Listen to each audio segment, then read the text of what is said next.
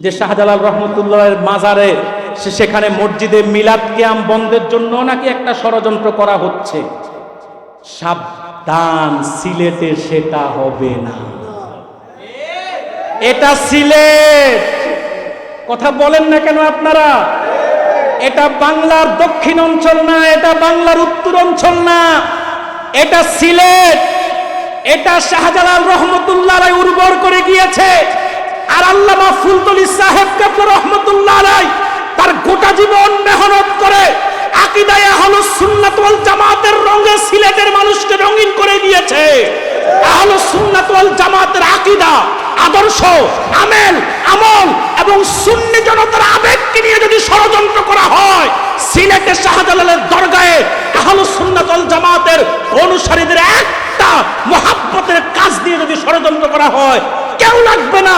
শুধু ফুলতলি সাহেবের অনুসারে যদি গর্জ ওঠে, খোদার কসম গৌর গোবিন্দের প্রেতাত্মারা সিলেট ছেড়ে পালাবার পথ খুঁজে পাবে না।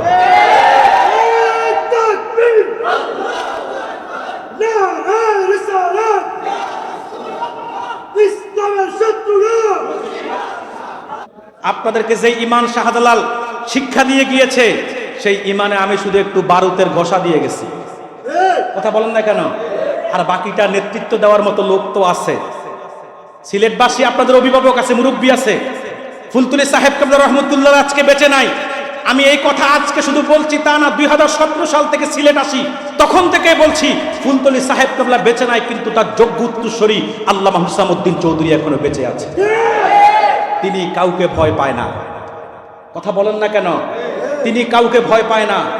যতদিন পর্যন্ত আল্লামা হুসামউদ্দিন চৌধুরীর মতো ব্যক্তি, ফুলতলি সাহেব কাবলা রহমতুল্লাহ যোগ্য উত্তরসূরি সিলেটে বেঁচে থাকবে, ততদিন পর্যন্ত এই সিলেটে কোনো বাতিল মতবাদের বিজয় হবে না।